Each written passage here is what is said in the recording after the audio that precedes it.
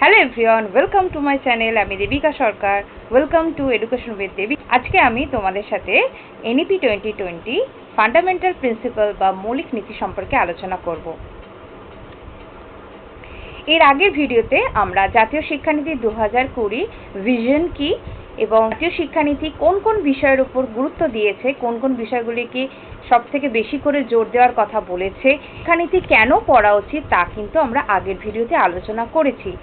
তোমরা যদি এনইপি 2020 বা জাতীয় শিক্ষানীতি সম্পর্কে কোনো রকম প্রশ্নের যদি সঠিক উত্তর দিতে চাও, তাহলে তোমাদেরকে বলবো তোমরা অবশ্যই কিন্তু জাতীয় শিক্ষানীতি রিলেটেড ভিডিওগুলো তোমরা দেখো, কারণ সেই ভিডিওগুলিতে বিস্তারিতভাবে আলোচনা করা হয়েছে। ভিডিওটি শুরু করার আগে বলে রাখি, ভিডিও যদি তোমাদের কাছে ইনফরমেটিভ লাগে তাহলে তোমরা অবশ্যই লাইক অ্যান্ড সাবস্ক্রাইব করো এবং বন্ধুদের সাথে শেয়ার করো। জাতীয় শিক্ষানীতি 2020 এনইপি 2020 ফান্ডামেন্টাল প্রিন্সিপাল মৌলিক। প্রথমেই আমি বিগত যে জাতীয় শিক্ষানীতি ছিল সেগুলি সম্পর্কে আমরা জানবো। বিগত যে শিক্ষানীতি ছিল সেখানে মুখ্যত শিক্ষার সমান অধিকার ও সকলের কাছে পৌঁছানোর চেষ্টা উপর জোর দেওয়া হয়েছিল, আমরা সেটা জানি।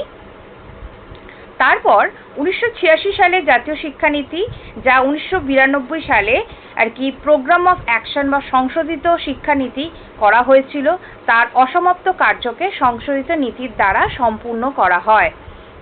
এছাড়া 1986 ও 92 সালের এই শিক্ষানীতির একটি গুরুত্বপূর্ণ দিক হচ্ছে যে শিক্ষার অধিকার আইন, যেটি 2009 সালে রাইট টু এডুকেশন অ্যাক্ট বা শিক্ষার অধিকার আইন কিন্তু ভারতীয় সরকার কিন্তু নিয়ে আসে।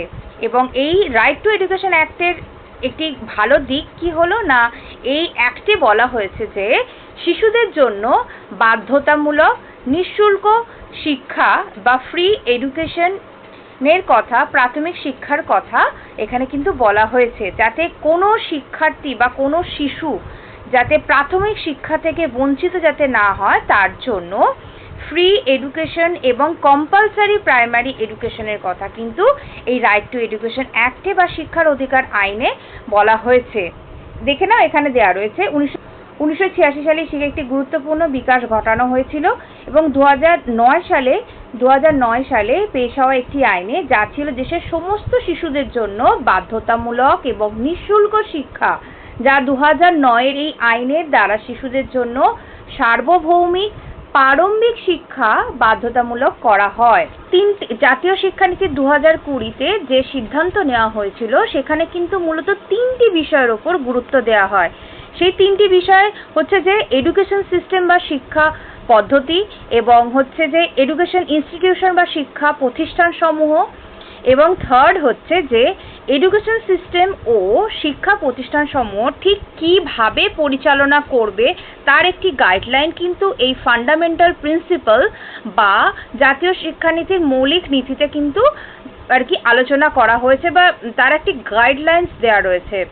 তাহলে তোমাদের এখান থেকে একটি কোশ্চেন আসতে পারে যে এনইপি 2020 বা জাতীয় শিক্ষানীতি 2020 ফান্ডামেন্টাল প্রিন্সিপালে কোন কোন বিষয়গুলির উপর গুরুত্ব দেওয়া হয়েছে বা কোন কোন বিষয়গুলিকে সম্পর্কিত নীতি সেখানে দেওয়া হয়েছে। সেটি হচ্ছে যে এডুকেশন সিস্টেম, ইনস্টিটিউশন, এবং এই এডুকেশন সিস্টেমটি ইনস্টিটিউশনের সঙ্গে কিভাবে পরিচালনা করবে তার গাইডলাইন এই ফান্ডামেন্টাল প্রিন্সিপালে পর্যালোচনা করা হয়েছে। চলো আমরা দেখে নিই কি কি দেওয়া রয়েছে।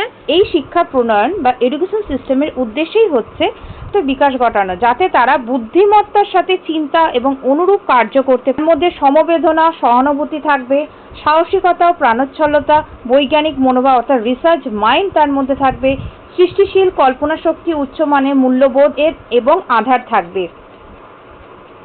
এছাড়া এখানে শিক্ষকদের কথাও কিন্তু এখানে বলা হয়। এখানে শিক্ষকদের উদ্দেশ্য হবে এমন একজন মানুষ তৈরি করা যারা আমাদের সংবিধান দ্বারা পরিকল্পিত, নিরপেক্ষ, সর্বব্যাপী ও সকলের স্তরে কাজ করে সমাজের জন্য নিবেদিত প্রাণ ও উৎকৃষ্ট নাগরিক তৈরিতে যোগদান করবে।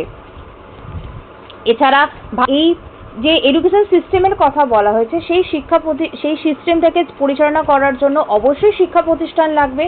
সেই জন্য এখানে বলা হয় যে একটি গুড ইনস্টিটিউশনের জন্য কি কি ক্রাইটেরিয়া বা উপাদান থাকতে হবে, তবেই তাকে সেই শিক্ষা প্রতিষ্ঠানকে একটি ভালো শিক্ষা প্রতিষ্ঠান বলা হবে।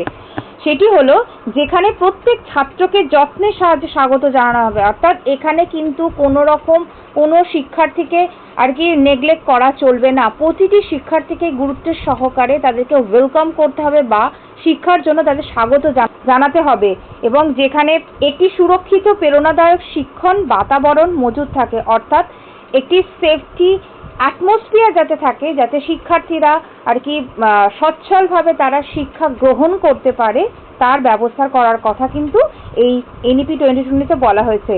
এবং যেখানে শেখার জন্য প্রত্যেক ছাত্রকে বিভিন্ন প্রকারের সুযোগ সুবিধা দেওয়া হয়, যেখানে পরিকাঠামো শেখার যথাযথ উপকরণ আছে ও তার উপযুক্ত ব্যবহার করা হয়। এই সমস্ত গুণাবলী প্রাপ্ত করায় প্রত্যেক শিক্ষা প্রতিষ্ঠানের লক্ষ্য হওয়া উচিত।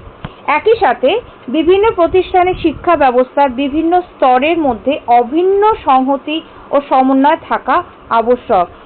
এছাড়া এই ভালো শিক্ষা প্রতিষ্ঠানে সুযোগ সুবিধার কথা বলা হয়েছে, যেমন ধরি শিক্ষা প্রতিষ্ঠানে দিব্যাঙ্গ শিশু থাকে বা অন্য কোনো রকম দিক থেকে সে অসমর্থ বা অক্ষম কোনো ফিজিক্যাল দিক থেকে সেই রকম যদি শিক্ষার্থী থাকে, যাতে তারা শিক্ষা আর কি সচ্ছলভাবে গ্রহণ করতে পারে, যাতে কোনো রকম অসুবিধা যাতে না হয়, তার জন্য সুযোগ সুবিধা দেওয়া শিক্ষা প্রতিষ্ঠানের অবশ্যই কর্তব্যের মধ্যে পড়ে। এছাড়া যেমন দিব্যাঙ্গ শিশু যদি সে ব্লাইন্ড চাইল্ড হয়, তাহলে তার জন্য ব্রেইল বুকসের ব্যবস্থা করা, তার মাধ্যমে তাদের পড়াশোনা, তাদের সমস্ত রকম ফেসিলিটিস দেওয়া, এই টাইপের আর কি সুবিধা দেওয়ার কথা কিন্তু এই ফান্ডামেন্টাল প্রিন্সিপালের ইনস্টিটিউশনের জন্য বলা হয়েছে। এরপর আসবো আমরা জাতীয় শিক্ষানীতির মৌলিক নীতি, যে শিক্ষা ব্যবস্থার প্রাথমিক সিদ্ধান্তগুলি যা একই সঙ্গে শিক্ষা পদ্ধতি ও ব্যক্তিগত প্রতিষ্ঠানগুলির পথ প্রদর্শন করবে বা গাইড করবে। অর্থাৎ যে এই প্রাথমিক সিদ্ধান্তগুলি যে নেওয়া হয়েছে শিক্ষা ব্যবস্থা এবং প্রতিষ্ঠানগুলি সম্পর্কে, সেগুলো যাতে একটি পথ প্রদর্শক হিসেবে বা মৌলিক নীতিগুলি কি কি সেগুলো বলা হয়েছে। এক হচ্ছে প্রত্যেক ছাত্রের বিশেষ ক্ষমতাগুলোকে খোঁজা, চিহ্নিত করা এবং সেগুলিকে বিকাশের উপর জোর দেওয়া। শিক্ষক এবং অভিভাবকের এই সমস্ত বিশেষ ক্ষমতাগুলির উপর গুরুত্ব দিতে হবে, যাতে ছাত্ররা পড়াশোনার সাথে সাথে তাদের অকেতাবী বিষয়বস্তুতে পারদর্শী হয়ে নিজেদের সর্বাঙ্গীন বিকাশ ঘটাতে পারে। অর্থাৎ প্রত্যেক শিশুর মধ্যেই বা শিক্ষার্থীর মধ্যে একটি বিশেষ ক্ষমতা কিন্তু থাকে, সেই বিশেষ ক্ষমতাকে চিহ্নিত করা এবং তারা যাতে পড়ার সাথে সাথে তারা যাতে সেই ক্ষমতাগুলির আর কি উন্মেষ করতে পারে এবং সেই ক্ষমতাগুলি প্রকাশ করতে পারে, তাকে সাহায্য করা।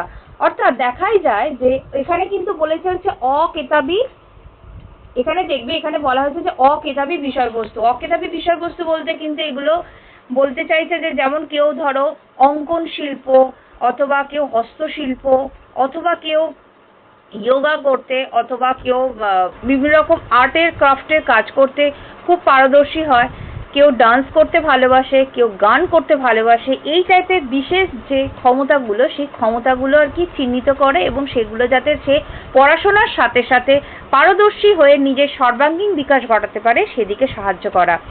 সেকেন্ড যে পয়েন্টটি হয়েছে ফান্ডামেন্টাল প্রিন্সিপালে, সেটি আমরা দেখব না। সেখানে বলেছে যে বুনিয়াদী সাক্ষরতা ও সংখ্যাতত্ত্বের উপর সর্বাধিক গুরুত্ব দেওয়া, যাতে সমস্ত শিশুই তৃতীয় শ্রেণীর মধ্যে সাক্ষরতা ও সংখ্যাতত্ত্বের প্রাথমিক কৌশলগুলি রপ্ত করে ফেলে। এখানে বুনিয়াদী শিক্ষা বলতে আমরা জানি যে হাতে কলমে যে শিক্ষা, সেটিকেই হচ্ছে বুনিয়াদী শিক্ষা। এই বুনিয়াদী শিক্ষা এছাড়া এবং এখানে সংখ্যাতত্ত্বের কথা বলা হয়েছে। সংখ্যাতত্ত্বের গুরুত্ব কেন দেওয়া হয়েছে না, প্রাথমিকভাবে যে সমস্ত যে সংখ্যার যে গুরুত্ব রয়েছে তা আমরা জানি, যেমন গুণ, যোগ, বিয়োগ, ভাগ, এইগুলোর যে আর কি এই কৌশলগুলি বা এই প্রাথমিক যে টেকনিক সংখ্যাতত্ত্বে, সেগুলি কিন্তু অনুধাবন করতে হবে, যেন প্রতিটা বাচ্চাই আর কি সে সংখ্যার জ্ঞান যেন তার মধ্যে থাকে। 3 নম্বর পয়েন্টে যাব হচ্ছে নমনীয়তা, যাতে ছাত্ররা নিজেরা এবং নিজেদের রীতিনীতি ও কার্যসূচি সম্পর্কে সিদ্ধান্ত নিতে পারে এবং সেই অনুসারে নিজেদের প্রতিভা ও ইচ্ছা অনুরূপে পথ চলতে পারে। অর্থাৎ এখানে বলতে চাইছে যে প্রত্যেক শিক্ষা ব্যবস্থা এমনই ফ্লেক্সিবিলিটি বা নমনীয় থাকবে, যাতে শিক্ষার্থী শিক্ষা গ্রহণ করার পর সে তার নিজের সিদ্ধান্ত নিতে পারে এবং সেই সিদ্ধান্ত অনুসারে যে শিক্ষা লাভ করছে সেই অভিজ্ঞতার সাথে সাথে এবং নিজের সিদ্ধান্ত অনুযায়ী সে পথ চলতে পারে। সেই রকমই শিক্ষা ব্যবস্থা মধ্যে নমনীয়তা বা ফ্লেক্সিবিলিটি আনার কথা কিন্তু এই মৌলিক নীতিতে বলা হয়েছে। এরপর আসছি 4 নম্বর মৌলিক নীতিতে, না কোনো সুস্পষ্ট ভেদাভেদ নয় কলা ও বিজ্ঞানের মধ্যে। পার্থক্য এবং পাঠ্য বহির্ভূত বিষয়বস্তুর মধ্যে বৃত্তিমূলক এবং পাঠ্য শাখাগুলির মধ্যে কোনো স্পষ্ট ভেদাভেদ যাতে না থাকে, যাতে শিক্ষার্থী কোনোরূপ ক্ষতিকর ছোট বড় ভেদ এবং বিভিন্ন শাখার মধ্যে পরস্পরজনিত দূরত্ব সৃষ্টি যাতে না হয়। আমরা আগে জানি যে আগে শিক্ষা ব্যবস্থা কি ছিল, যারা আর্টসের স্টুডেন্ট তারা কিন্তু সায়েন্সের কোনো বিষয় সে কিন্তু নিতে পারতো না। এই যে একটা গ্যাপ, এই যে একটা ভেদাভেদ, যে ও আর্টসের স্টুডেন্ট ও সায়েন্সের স্টুডেন্ট, এই যে একটা বিষয়জনিত যে একটা গ্যাপ, এই দূরত্ব যাতে না হয়, দূরত্ব যাতে ভেঙে দেওয়া হয়, তার জন্য কলা ও বিজ্ঞানের মধ্যে এই পার্থক্য করার কথা এখানে বারণ করা হয়েছে। এখানে বলা হয়েছে এই কলা ও বিজ্ঞানের মধ্যে ভেদ যেন না থাকে, যাতে যোগাযোগ থাকে। অর্থাৎ একজন আর্টসের স্টুডেন্ট যেন সায়েন্সের কোনো বিষয় নিয়ে পড়াশোনা করতে পারে। হতেই পারে কোনো একজন সায়েন্সের স্টুডেন্ট তার কোনো সাহিত্য বিষয়ে তার পড়াশোনার আগ্রহ রয়েছে, সে লিটারেচার পড়তে ভালোবাসে, সে যাতে সে লিটারেচার রিলেটেড কোনো রকম বিষয় সে পড়তে পারে, তার ব্যবস্থা যেন শিক্ষা ব্যবস্থা থাকে। ঠিক তেমনই কোনো আর্টসের স্টুডেন্ট হয়তো সে হিস্ট্রি নিয়ে পড়াশোনা করছে বা জিওগ্রাফি নিয়ে পড়াশোনা করছে, কিন্তু তার বায়োলজি বা জীববিজ্ঞান নিয়ে পড়াশোনা করার ইচ্ছা বা জানার ইচ্ছা, সেই ইচ্ছা যাতে ফলপ্রকাশ হয়, যাতে সে পড়াশোনা করতে পারে, তার ব্যবস্থা যেন শিক্ষা ব্যবস্থায় থাকে। নেক্সট পয়েন্টে আসবো, সেটিতে হচ্ছে এক বহু বিষয়ক এবং সার্বভৌম শিক্ষা। এক বহু বিষয়ক বিশ্বের জন্য সঠিক জ্ঞানের একতা এবং সংহতি সুনিশ্চিত করতে বিজ্ঞান, সমাজবিজ্ঞান, কলা, হিউম্যানিটিস এবং খেলাধুলার মধ্যে এক বহু বিষয়ক এবং সার্বভৌম শিক্ষার বিকাশের কথা কিন্তু বলা হয়েছে। অর্থাৎ প্রতিটি বিষয়ের মধ্যে যেন একটা একতা থাকে, বহু বিষয় সে পড়াশোনা করবে কিন্তু তার মধ্যেও কিন্তু তার সার্বভৌমত্ব বা ইউনিটি যেন থাকে। 6 নম্বর পয়েন্টে আসবো, না সেখানে কিন্তু রোট লার্নিং বা মুখস্থ বিদ্যার কিন্তু একদম বিরোধী কথা বা বিদ্যার কথা একদমই বারণ করে দেওয়া হয়েছে, যাতে পরীক্ষার্থী বা শিক্ষার্থী যাতে পড়াশোনা করে সেই বিষয়টিকে নিজেকে আত্মস্থ করে সে শেখে এবং অনুধাবন করে বিষয়টির সম্পর্কে, সেটার উপর জোর দেওয়ার কথা বলা হয়েছে, যাতে তার ধারণাটা আর কি পুরো ক্লিয়ার থাকে সেই বিষয়টি সম্পর্কে, সেই বিষয়টির উপর জোর দেওয়ার কথা। মুখস্থ বিদ্যা বা রোড লার্নিং এর চিরবিরোধী তার কথা কিন্তু এই এনইপি 2020 বলা হয়েছে। এটি কিন্তু খুব ইম্পর্টেন্ট, এই জায়গাটা তোমরা স্টার মার্ক দিয়ে রাখতে পারো। এছাড়া এই যে 4 নম্বর পয়েন্টে সুস্পষ্ট ভেদাভেদ কলা ও বিজ্ঞান, এটাও কিন্তু ইম্পর্টেন্ট, এই জায়গাটাও তোমরা স্টার মার্ক দিয়ে রাখবে। এরপর আসি হচ্ছে 7 নম্বর পয়েন্টে, সেটিতে বলা হয়েছে সৃষ্টিশীল এবং বিশদ রূপে চিন্তাভাবনার উপর জোর, যাতে শিক্ষার্থীদের মধ্যে তার্কিক, যুক্তিসঙ্গত সিদ্ধান্ত এবং নতুনত্বের প্রতি উৎসাহিত হতে পারে। অর্থাৎ শিক্ষার্থীদের মধ্যে যাতে সৃষ্টিশীল মাইন্ড, যাতে নতুন কোনো কিছু সৃষ্টি করার যে চিন্তা ভাবনা তার মধ্যে যাতে বিকাশ হয় এবং তার মধ্যে যাতে গবেষণা করার মানসিকতা যাতে তৈরি হয়, কোনো একটি বিষয় সম্পর্কে তার ভাবার যে আর কি যে ক্ষমতা যাতে বিকাশ হয়, তার ব্যবস্থা করার কথাও কিন্তু এই শিক্ষা ব্যবস্থায় আনার কথা বলা হয়েছে। এরপর আসি 8 নম্বর পয়েন্ট, সেখানে বলা হয়েছে নৈতিকতা, মানবিক এবং সাংবিধানিক মূল্যবোধ যাতে শিক্ষার্থীদের মধ্যে বিকাশ লাভ করে, যেমন সহানুভূতি, অন্যদের প্রতি সম্মান, পরিচ্ছন্নতা, শিষ্টাচার, গণতান্ত্রিক মনন, সেবার মানসিকতা, দেশের সম্পত্তির প্রতি সম্মান রক্ষা করা, বৈজ্ঞানিক চিন্তাভাবনা, সততা, দায়িত্ববোধ, বহুত্ববাদ, সমতা এবং ন্যায় ইত্যাদি বৈশিষ্ট্যগুলি যেন প্রতিটি শিক্ষার্থীর মধ্যে বিকাশ লাভ করে। 9 নম্বর পয়েন্টে আসবো, সেটি হচ্ছে বহুভাষিকতা, অর্থাৎ এখানে মাল্টিপল ল্যাঙ্গুয়েজের কথা কিন্তু শিক্ষার কথা এখানে বলা হয়েছে। তার জন্য শেখা এবং শেখানোর মাধ্যমে ভাষার ক্ষমতা সম্পর্কে উৎসাহিত করার কথা বলা হয়েছে। এরপর আসছে বাকি যে মৌলিক নীতিগুলি রয়েছে সেগুলি, যেমন 10 নম্বর পয়েন্টে রয়েছে হচ্ছে জীবনশৈলী এমন হবে যাতে নিজেদের মধ্যে যোগাযোগ, সহযোগিতা, সহমর্মিতা এবং দলবদ্ধ কার্য করা এবং তাদের মধ্যে যাতে নমনীয়তা বা সচ্ছল ভাব যেন থাকে তাদের মধ্যে একে অপরের মধ্যে, 11 নম্বর পয়েন্টে কি আছে না, শেখার জন্য নিয়মিত গঠনমূলক মূল্যায়নের উপর জোর দেওয়ার কথা কিন্তু এখানে বলা হয়েছে, যাতে বছরের শেষে একটা মাত্র পরীক্ষার মাধ্যম দিয়েই যাতে কোনো শিক্ষার্থী আর কি তার সাফল্যের যাতে কিনারা করা যাতে না হয়। অর্থাৎ তোমরা হয়তো নিশ্চয়ই পড়েছো যে গঠনমূলক মূল্যায়ন বা ফরম্যাটিভ ইভ্যালুয়েশন, যেটি তোমরা যারা একাদশ দ্বাদশ শ্রেণীতে পড়াশোনা করছো তাদের কিন্তু এই গঠনমূলক মূল্যায়ন বা ফরম্যাটিভ ইভ্যালুয়েশনের মাধ্যমেই কিন্তু পরীক্ষা নেওয়া হয়। এছাড়া যারা গ্র্যাজুয়েশন করছো অথবা যারা MA পড়াশোনা করছো তাদেরও কিন্তু এই সেমিস্টার সিস্টেম যে পদ্ধতি সেটি কিন্তু এই ফরম্যাটিভ ইভ্যালুয়েশনেরই ফলস্বরূপ। পর বিষয়ের সম্পর্কে পরীক্ষা নেওয়ার কথা কিন্তু এখানে জোর দেওয়া হয়েছে, যাতে এই এক বছর পর পরীক্ষা হওয়ার ফলে যে কোচিং সংস্কৃতি সেটা যাতে বন্ধ হয় তার কথা কিন্তু এখানে বলা হয়েছে।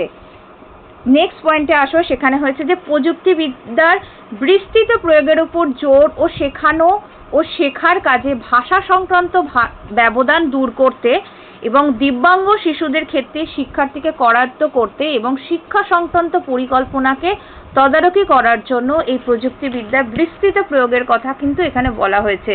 এখনকার যে টেকনোলজিক্যাল যে ডেভেলপমেন্ট যে হয়েছে আমরা জানি, এখন যারা 11-12 পড়ছে তাদের কাছে মোবাইলের মাধ্যমে তাদের ভার্চুয়াল ক্লাসরুমের মাধ্যমে পড়াশোনা করা, এই যে আমাদের করোনা টাইম গেল সেই করোনা টাইমের সময় ভার্চুয়াল ক্লাসরুমের মাধ্যমে পড়াশোনার ব্যবস্থা এবং শিক্ষা দেওয়ার কথা কিন্তু সরকারই প্রথম এনেছিল। ঠিক আছে, এই যে প্রযুক্তির ডেভেলপমেন্টের জন্য কিন্তু এটি সম্ভব হয়েছে। এছাড়া ভাষা যাতে কোনো রকম শিক্ষা প্রচার করার জন্য বা শিক্ষা দেওয়ার জন্য যাতে সেটা অসুবিধার সম্মুখীন যাতে না হয় তার জন্য ভাষা শেখার ক্ষেত্রেও কিন্তু এই টেকনোলজি প্রয়োগের কথাও কিন্তু এখানে বলা হয়েছে। এছাড়া দিব্যাঙ্গ শিশু অর্থাৎ যারা চাইল্ড যাদের বলা হয় তাদের ব্রেইল শিক্ষা ব্যবস্থা করার কথা। এছাড়া তোমরা হয়তো দেখেছো কিনা আমি জানি না, স্ক্রিন রিডারের যে সুযোগ সুবিধা এখন করা হয়েছে বিভিন্ন রকম, কোন একটা ওয়েবসাইটে পেজ পড়তে গেলে দেখবে স্ক্রিন রিডারের ওপরে টপ আপ বটনে সেই বটন প্রেস করলে যারা ধরো চোখে দেখতে পায় না, ব্লাইন্ড চিলড্রেন রয়েছে, তারা শুধুমাত্র কানে শুনে তারা কিন্তু বুঝতে পারবে। অথবা যারা টাইপ করতে পারে না তাদের জন্য মাউথ স্পিকিংয়ের ব্যবস্থা রয়েছে, তারা মাউথের মাধ্যমে ভয়েস রেকর্ড করে তারা টাইপ করার সেই ব্যবস্থা রয়েছে। ঠিক আছে, এই রকম যে টেকনোলজি যে সুবিধাগুলো সেগুলো যাতে প্রয়োগ করা হয় শিক্ষাক্ষেত্রে তার কথা কিন্তু NEP 2020 বা জাতীয় শিক্ষানীতিতে বলা হয়েছে।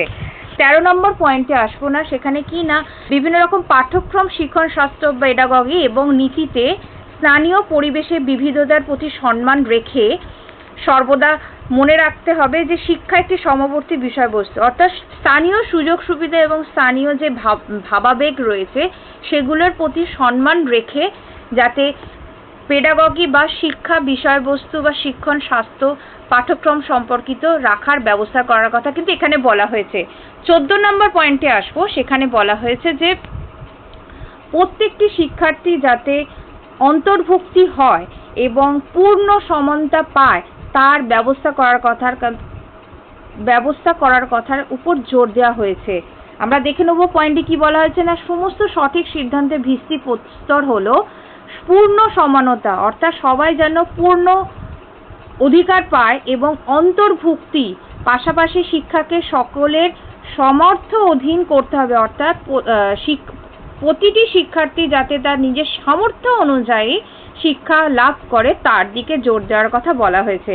এছাড়া সুনিশ্চিত করতে হবে যে সকল ছাত্রবৃন্দ শিক্ষা প্রণালীর সফলতা প্রাপ্ত করতে পারে, যে শিক্ষা প্রণালী যে ব্যবহার করা হচ্ছে সেই শিক্ষা প্রণালীটি যাতে প্রত্যেকটি শিক্ষার্থী শিক্ষা লাভ করতে পারে তার ব্যবস্থা করার কথা কিন্তু এই NEP 2020-তে বলা হয়েছে।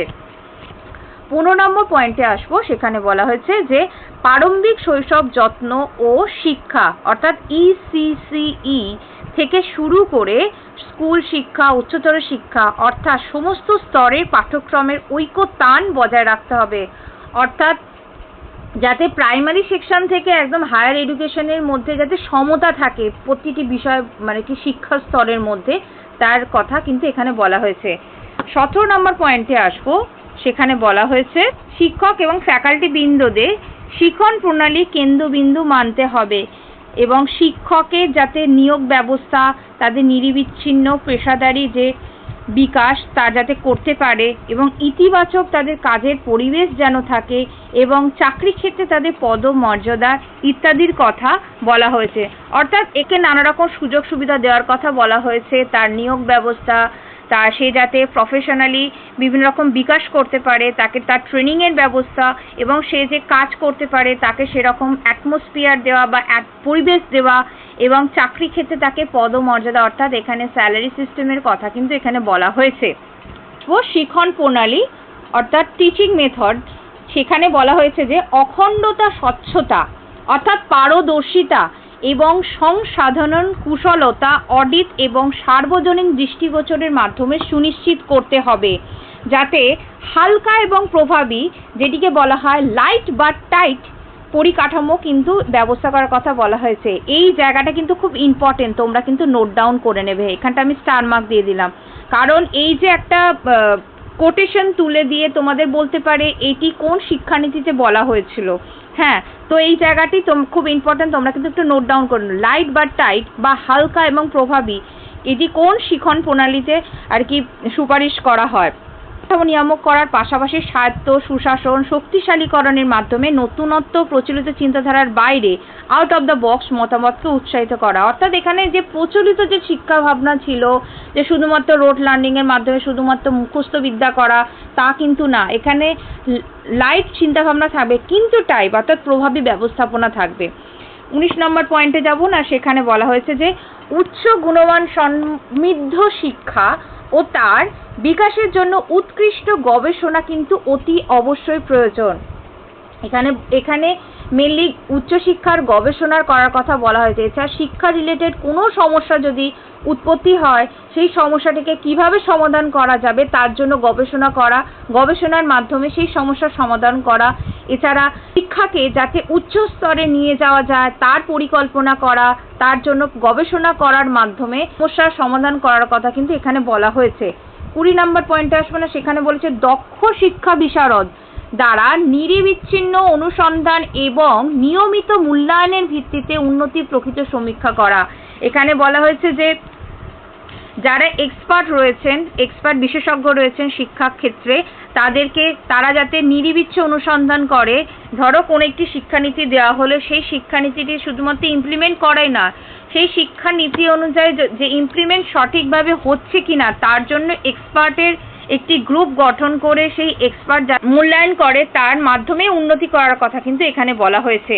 21 নম্বর পয়েন্টে আসবো না, সেখানে বলা হয়েছে যে ভারতের যে গভীরতা, গরিমার সাথে একাত্ম হওয়া এবং এর সমৃদ্ধ নানাবিধ প্রাচীন ও আধুনিক সংস্কৃতি ও জ্ঞান অর্জনের যে প্রণালী ও পরম্পরা তার সাথে একাত্ম হওয়া এবং প্রেরিত হওয়া। অর্থাৎ এখানে ভারতীয় সংস্কৃতি যে প্রাচীন ঐতিহ্য আমাদের রয়েছে সেই এছাড়া ভারতের যে গরিমা রয়েছে সেগুলোর প্রতি গুরুত্ব দেওয়ার কথা কিন্তু এই এনইপি বা জাতীয় শিক্ষানীতি 2020-তে এখানে কিন্তু বলা হয়েছে মৌলিক নীতিতে। এরপর আসবো হচ্ছে 22 নম্বর পয়েন্টে না, সেখানে বলা হয়েছে যে শিক্ষা একটি পাবলিক সার্ভিস, জনসেবামূলক কাজ এবং গুণমান সম্পন্ন শিক্ষা লাভ করা প্রত্যেক শিশুর মৌলিক অধিকার। অর্থাৎ 2009 সালে যে শিক্ষার অধিকার আইন আনা হয়েছিল সেই আইনটি যাতে যথাসম্ভবভাবে ফলপ্রসূ করা হয় বা গ্রাউন্ড লেভেলে যাতে সেটিকে আর কি প্রভাব করা হয়, যাতে প্রতিটি শিক্ষার্থী শিক্ষার মৌলিক অধিকার থেকে বঞ্চিত যাতে না হয়, তার জন্য এই পরিষেবাকে একটি পাবলিক সার্ভিস, জনসেবামূলক কাজে রূপান্তরিত করার কথা কিন্তু মৌলিক নীতি হিসেবে এনইপি 2020-তে বলা হয়েছে। নেক্সট পয়েন্টে আসবো, সেটি হচ্ছে একটি মজবুত, প্রাণবন্ত সার্বজনীন শিক্ষা ব্যবস্থা সংগতিপূর্ণ বিনিয়োগের পাশাপাশি প্রকৃত জনদরদি ব্যক্তিগত ও দলগত বিনিয়োগের কথা কিন্তু এখানে বলা হয়েছে।